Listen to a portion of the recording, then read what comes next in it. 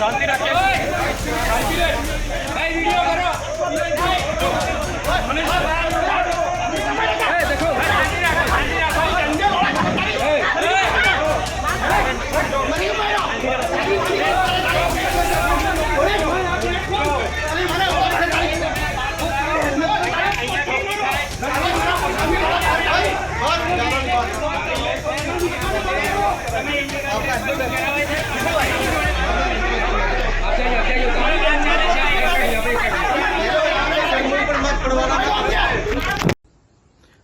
આજે અમે Jhagadia જીઆઈડીસીમાં મેટ્રોપોલિકલ chemical private limited કંપનીમાં આવેલા છે.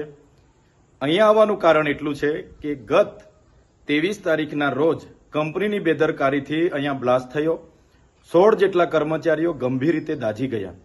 ત્યારે એમાંથી એક વ્યક્તિનું મૃત્યુ 2 દિવસ પહેલા સુરત હોસ્પિટલમાં થયું અને બીજા એક વ્યક્તિનું મૃત્યુ આજે થયું અને 14 લોકોમાંથી લગભગ 5 થી 6 લોકો એટલા ગંભીર ઘાયલ છે કે જે 80% આખું શરીર એમનું દાઝીને બળી ગયું છે. છતાં પણ કંપનીના મેનેજમેન્ટમાંથી એક પણ વ્યક્તિએ આ 16 પરિવારના કોઈની સાથે પણ મુલાકાત નથી લીધી કે કોઈ પણ જાતની વળતરની વાત નથી કરી કે દવાખાનાની બિલની વાત નથી કરી, જેના કારણે આ પરિવારે ગઈકાલે મારો સંપર્ક કર્યો અને કીધું કે આ કંપનીમાં આ રીતની ઘટના ઘટી, એમાં અમારા 27 વર્ષના દીકરાઓ મૃત્યુ પામ્યા છે, જેના નાના નાના બાળકો છે. આગળ પાછળ અમારે કંઈ નથી. ચૈતરભાઈ, તમે કંઈ આવીને વાત કરીને અમને ન્યાય અપાવો.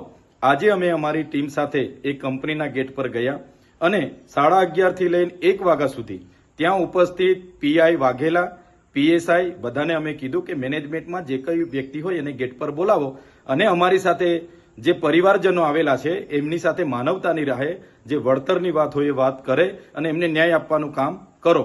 ત્યારે પોલીસ અધિકારી વાઘેલા સહિતના લોકોએ ત્યાં અગાઉથી એવા લોકોને લાવીને મૂકેલા હતા કે જે પરિવાર સાથે એમને કોઈ લાગે વળગે નહીં, છતાં એ લોકો અમારી સામે આર્ગ્યુમેન્ટ કરતા હતા કે ભાઈ વળતર તો 15 લાખ જ મળશે, એનાથી ના મળે, અમારા પરિવારના લોકો છે, આમ છે તેમ છે. પણ અમારી સાથે જે સગા સંબંધીઓ હતા એમણે કીધું કે અમે 15 લાખમાં સહમત નથી, અમારો એકને એક દીકરો મૃત્યુ પામ્યો છે, અમને માનવતાની નાતે થોડું વ્યવસ્થિત કરી આપો. જે બાબતને લઈને 1.5 કલાક સુધી એમણે ગેટ ન ખોલ્યો. અમે ગેટની અંદર ગયા. ત્યાંનો એક વ્યક્તિ રોનક કરીને કોઈ છોકરો હતો, એ તરત દોડી આવીને મને મારી સાથે ઝપાઝપી કરવાના એણે પ્રયાસ કર્યા. પીઆઈની હાજરીમાં મેં કીધું ભાઈ જે વાત કરવા માટે આવ્યા છે એની વાત કરો, બીજું ફાલતુ વાત અહીંયા કરવાની જરૂર નથી. ત્યારબાદ પણ કંપની મેનેજમેન્ટ દ્વારા એમના પરિવારજનોને બોલાવવામાં આવ્યા, એમની સાથે વાત કરવામાં આવી. એમ કહેવામાં આવ્યું કે 2 લોકો મૃત્યુ પામ્યા છે, એની જવાબદારી કંપની 15 લાખ સુધી લેશે, એના સિવાય અમે 1 રૂપિયો આપવા માંગતા નથી. જેને લઈને અમે બાદમાં કંપનીની બહાર આવ્યા અને બહાર આવતાની સાથે જ અમારા લોકો પર પોલીસ દ્વારા ત્યાંથી જાહેરનામું છે એમ કરીને લાઠીઓ દ્વારા બહાર ભગાડવાનો પ્રયાસ કર્યો છે. ત્યારે મેં કહેવા માંગુ છું કે પોલીસે આ કાર્યમાં એક માનવતાની રીતે ત્યાંના લોકોના વિશ્વાસ થાય એ રીતના પોલીસે ભૂમિકા ભજવવાની હતી.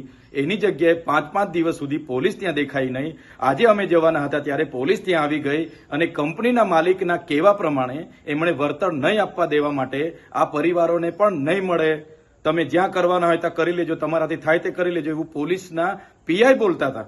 એટલે પોલીસની જે કામગીરી છે મને લાગે છે કે માલિકને ના તલવા ચાટતા હોય એવું મને લાગે છે. ત્યારે મેં એ વિસ્તારની તમામ જીઆઈડીસીઓમાં કામ કરતા કામદારોને, આ વિસ્તારના તમામ લોકોને મારે નમ્ર અપીલ છે, એક 16 પરિવાર સાથે જે ઘટના ઘટી છે બહુ ગંભીર ઘટના છે.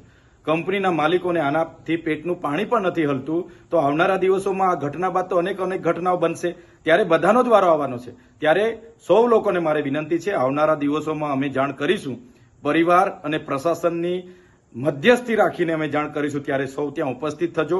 આ પરિવારને ન્યાય અપાવવાનું કામ આપણું બધાનું છે અને આપણે બધા સાથે રહીને કરીશું. આમાં જે પોલીસે ભૂમિકા ભજવી છે એ ખૂબ જ નિંદનીય અને દુઃખદાયક છે.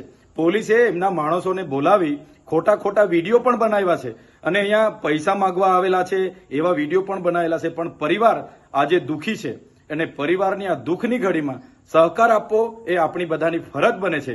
ત્યારે આવનારા દિવસોમાં તમામ લોકોને મારે અપીલ છે, જ્યારે પણ તમને જાણ કરવામાં આવશે 1 દિવસનો સમય ફાળવીને બધાએ ત્યાં પહોંચવું પડશે અને આ 16 પરિવારને ન્યાય અપાવવા માટે આપણે બધાએ ત્યાં ઉતરવું પડશે એવી મારી આપ સૌને વિનંતી છે. જોહાર, જય આદિવાસી.